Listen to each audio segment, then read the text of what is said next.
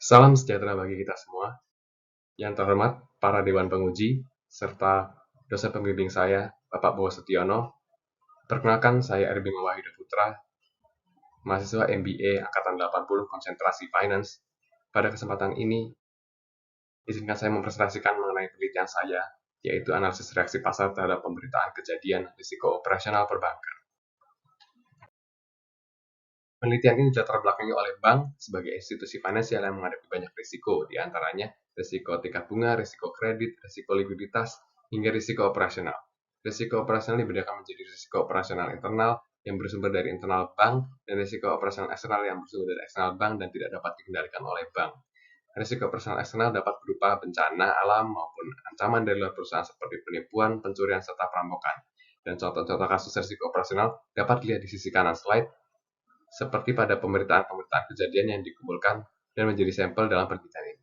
Digitalisasi perbankan menimbulkan exposure terhadap kejadian risiko operasional di dua sisi, yaitu sisi bank sentral sebagai regulator dan di sisi bank-bank yang beraktivitas di pasar perekonomian, di mana mereka juga menghadapi risiko.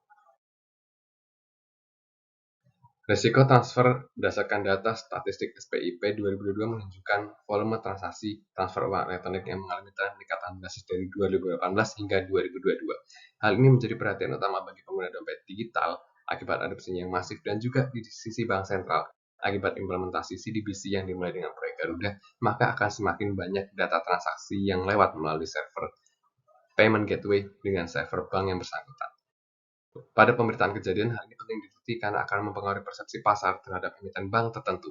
Jika risiko operasional diekspos oleh bank, maka beragam reaksi akan terjadi dan tercermin dari perubahan harga saham. Jika pasar bereaksi terhadap pemberitaan kejadian risiko operasional negatif, maka akan terjadi abnormal return negatif.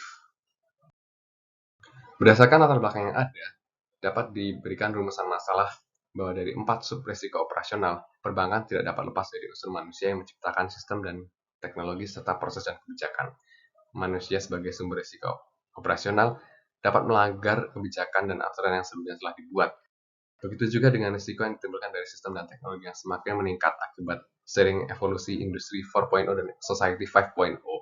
AI akan semakin kuat seperti perkembangan kemampuan machine learning dan ChatGPT-nya yang turut berkontribusi meningkatkan risiko operasional perbankan. Dan hal ini sudah diadres dalam BCBS Konvensi Basel 1, 2, dan 3. Sehingga kita perlu melakukan pengukuran tingkat toleransi investor terhadap reaksi yang diakibatkan oleh kejadian eksternal jika dibandingkan dengan kejadian internal. Apakah investor akan lebih toleran? Selanjutnya dapat diajukan pertanyaan penelitian, yaitu apakah abnormal return saham kejadian internal lebih besar dibandingkan dengan saham kejadian eksternal? Lalu apakah cumulative average abnormal return saham internal lebih besar dibandingkan dengan saham eksternal? Lalu apakah trading volume activity saham internal lebih besar dibandingkan dengan saham eksternal? Dan tujuan penelitian ini bertujuan untuk menjawab pertanyaan penelitian tersebut. Landasan teori hipotesis pasar efisien menurut Fama dalam Body et al. Dibagi menjadi 3 jenis, yaitu efisien dalam bentuk lemah atau weak form, efisien dalam bentuk setengah kuat semi-strong, di mana pasar dalam kategori ini dapat diuji menggunakan metode studi peristiwa, serta efisien dalam bentuk kuat atau strong form. Studi peristiwa merupakan time riset empiris finansial untuk menilai dampak dari kejadian tertentu terhadap harga saham, di mana adanya abnormal return mengindikasikan reaksi pasar terhadap informasi. Kemudian, teori return realisasi dan return ekspektasian menurut Hartono membagi return realisasi dengan data historis menjadi return total, relative return, cumulative return, dan return yang disesuaikan. Return ekspektasian dibagi menjadi nilai ekspektasi masa depan, nilai-nilai return historis, serta model return ekspektasian yang ada. Salah satunya yaitu Siegel Index Model. Pada risiko operasional, digunakan POJK nomor 44 sebagai landasan untuk definisinya, yaitu risiko kerugian akibat tidak memadainya atau kegagalan proses internal, orang dan sistem, ataupun kejadian eksternal. Kemudian 4 sumber risiko operasional perbankan menurut Bank for International Settlement dalam buku Saunders dan Cornet dijelaskan secara rinci contoh-contohnya. Kemudian pengukuran risiko operasional secara semi kuantitatif berdasarkan frekuensi dan dapat menggunakan matriks adaptasi dari ISO 31000 dengan 5 skor likelihood dan 5 skor severity yang jika dikombinasi memberikan total skor sebesar 25 maksimal dan minimum sebesar 1. Kemudian dari deskriptif risiko ini dipetakan menjadi 4 jenis dampak, yaitu risiko rendah, moderat, tinggi, dan ekstrim berdasarkan tindakan yang perlu dilakukan untuk mengatasi risiko ini. Kemudian pada SEOJK nomor 6 tahun 2020 diperjelas bahwa risiko hukum termasuk risiko operasional, sedangkan risiko strategik dan risiko reputasi tidak termasuk. Tinjauan pustaka dari penelitian terdahulu juga menjadi dasar pengembangan dari hipotesis penelitian saat ini, khususnya mengenai penggunaan CAR, dan TVA dalam studi peristiwa serta risiko operasional yang berkaitan dengan teknologi yang menjadi perhatian bagi risiko operasional yang berdampak besar. Hasil penelitian terdahulu juga digunakan untuk menentukan jendela peristiwa yang digunakan dalam penelitian ini, yaitu T-10 hingga T+10. Akibat hanya beberapa CAR yang signifikan dari penelitian sebelumnya di T5 hingga T+5, lalu tidak ada abnormal volume yang signifikan yang membuat peneliti berfokus pada jendela penelitian di bawah T+10, serta jendela peristiwa yang terlalu sempit. Salah satu contohnya itu T-1 hingga T+1 tidak dapat menangkap semua informasi yang dibutuhkan. Berdasarkan data dan informasi yang ada dapat dilakukan pengembangan hipotesis, yaitu hipotesis pertama, abnormal return saham risiko internal lebih besar dibandingkan dengan risiko eksternal. Lalu yang kedua, cumulative average abnormal return saham internal lebih besar dibandingkan dengan saham risiko eksternal. Dan hipotesis ketiga yaitu trading volume activity saham internal lebih besar dibandingkan dengan saham eksternal. Pada kerangka penelitian dimulai dengan pemilihan sampel risiko internal dan eksternal, lalu kemudian penentuan tanggal peristiwa, pemilihan jendela peristiwa, pemilihan alat ukur dan analisis deskriptif, lalu uji hipotesis dengan t-test atau mean comparison, serta pembahasan uji hipotesis. Metode penelitian dengan desain penelitian kuantitatif cross-sectional karena sampel hanya diambil pada saat peristiwa tertentu. Data sekunder diambil dari Stock History Microsoft Excel, IDX, Yahoo Finance, serta informasi pendukung seperti beragam portal berita. Jendela peristiwa yang digunakan dari T-10 hingga T+10 dengan dasar akomodasi kesenjangan dari proses berdasarkan hukum pidana yang memakan waktu cukup lama. Pengujian dimulai dari statistik deskriptif, kemudian plot dari grafik AAR, CAAR, dan TVA. Setelah dilakukan hipotesis yang diuji dari one sample test, lalu uji beda atau mean comparison, yang juga merupakan uji independent sample T.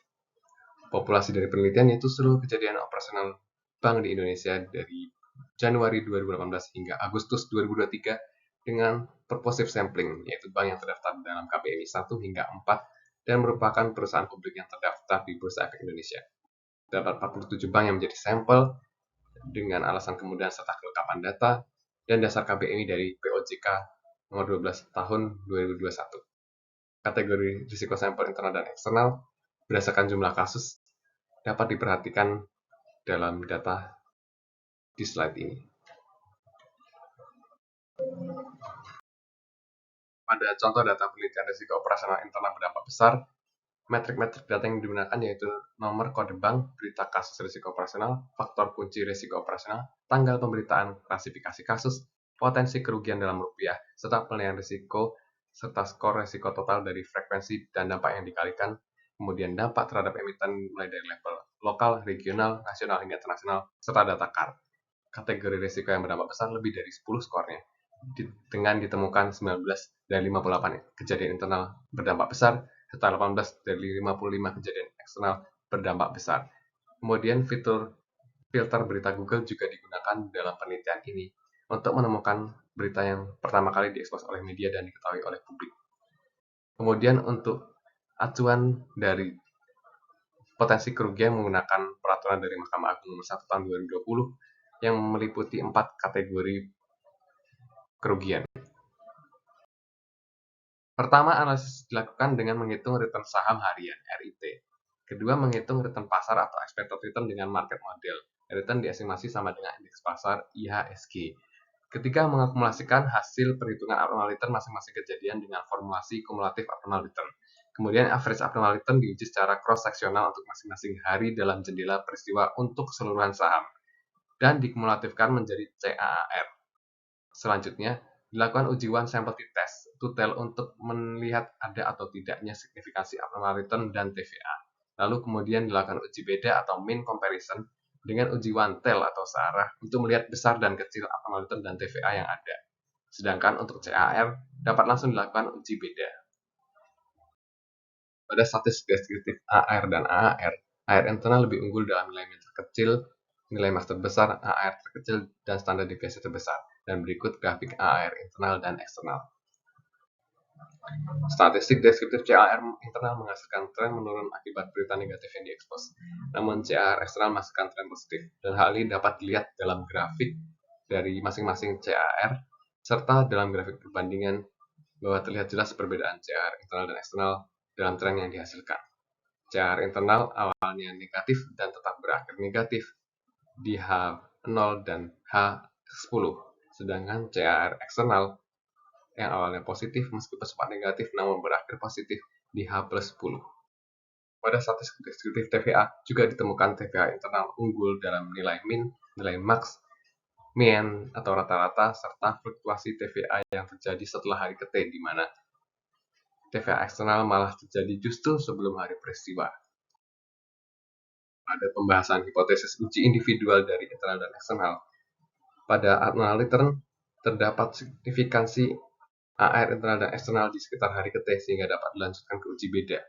Begitu juga dengan TVA internal dan eksternal yang semuanya signifikan, sehingga dapat diproses ke pengujian yang selanjutnya. Pada hasil uji signifikansi hipotesis, AR dan CAR signifikan negatif, sedangkan TVA signifikan positif. Untuk AR sendiri perlu dilakukan pengujian lebih lanjut terhadap yang dampak besar akibat pengujian yang keseluruhan, itu belum bisa menemukan fenomena yang dekat hari H dan signifikan. Pada T plus 1 yang berdampak besar ini, dengan degree of freedom 35 ditemukan bahwa AR internal signifikan. Sedangkan pada TVA internal dan eksternal tanpa pengkategorian dampak besar dan kecil sudah signifikan di T plus 1. Kemudian pada uji independen CAR dalam 3 jenis hari yaitu 11 hari, 15 hari, dan 21 hari perdagangan semuanya signifikan. Sedangkan CAR tidak signifikan, dan hal ini membuktikan bahwa CAR metode yang lebih tepat untuk mengukur signifikansi resiko operasional internal dan eksternal. Pada pembahasan uji hipotesis, ketiga hipotesis tidak ditolak dan diterima sesuai dengan p-value masing-masing. Lalu, pada 8 subkategori risiko operasional internal, terdapat 3 sumber risiko internal terbesar yaitu intensional, pelanggaran kebijakan dan aturan, serta kendala sistem. Kemudian pada risiko eksternal, terjadi 3 sub-risiko yang terbesar yaitu perampokan, kejahatan cyber, pencurian, dan penipuan. Motif risiko internal memupuk kekayaan dan kepentingan pribadi atau juga berkaitan dengan kasus korupsi. Penelitian yang telah melakukan klasifikasi berdasarkan dampak besar dan kecil ini sejalan dengan ketiga penelitian di bawah yaitu Dodge and Dick, Bond dan Mulhern, serta penelitian dari Francisca, bahwa tidak semua variabel AR atau CAR-nya signifikan dan pasar bereaksi secara heterogen atas pemberitaan kejadian risiko operasional internal dan eksternal yang mendorong perubahan TVA secara signifikan. Penelitian perlu terlebih dahulu mengkategorikan dampak AAR yang internal dan yang eksternal secara dampak besar dan kecil sesuai dengan matriks risiko ISO 31000 ini. Abnormal return saham internal lebih besar dibandingkan dengan abnormal return saham eksternal. Hal ini dibuktikan dengan kejadian yang signifikan pada 2 hari sebelum dan 2 hari setelah peristiwa dari hasil uji T secara khusus lebih besar pada T plus 1. Kemudian CAR internal lebih besar dibandingkan dengan CAR eksternal. Hal ini akibat CAR internal memberikan hasil yang negatif dan signifikan. Kemudian TVA internal lebih besar dibandingkan dengan TVA eksternal. Hal ini akibat reaksi pasar yang heterogen selama periode peristiwa membuat terjadi perubahan kepercayaan dari investor yang menaruh perhatian pada saham emiten bersangkutan, sehingga mendorong transaksi jual beli di bursa saham menjadi signifikan. Kemudian implikasinya, bank perlu melakukan pengambilan tindakan terlebih dahulu pada risiko-risiko operasional yang beririsan dengan risiko lain sesuai dengan kebijakan manajemen risiko perbankan, karena risiko ini menghambat bank dalam kesempatannya untuk memperoleh keuntungan yang lebih besar. Penting bagi bank untuk mengendalikan risiko internal yang bersumber dari komponen dalam bank yang seharusnya masih bisa kontrol. Berdasarkan keterbatasan penelitian yang ada, maka penelitian selanjutnya disarankan agar mengklasifikasikan kondisi saat pasar mengalami tren bullish dan bearish dalam jangka panjang, sehingga mengurangi kemungkinan jendela peristiwa yang dipotret dari T-10 hingga T+10 masih dipengaruhi variabel kondisi tren pasar. Kemudian menggunakan data perbankan di luar Indonesia, seperti perbankan di kawasan Asia, Eropa maupun Amerika. Serta jika menggunakan data Indonesia, maka menguji perbedaan aspek regulator Bank Indonesia dengan otoritas jasa keuangan ketika terjadi perubahan regulasi. Dan saran terakhir yaitu menggunakan data frekuensi kejadian risiko operasional yang sebenarnya berdasarkan sumber akurat dan kredibel, karena penilaian skor matriks risiko menggunakan informasi yang terbatas yang hanya terdapat pada situs pemberitaan kejadian dan menggunakan judgement peneliti terhadap frekuensi dan dampak yang akan terjadi. Sekian presentasi yang dapat saya sampaikan, mohon maaf atas segala kekurangannya. Atas perhatian Bapak dan Ibu, saya ucapkan terima kasih.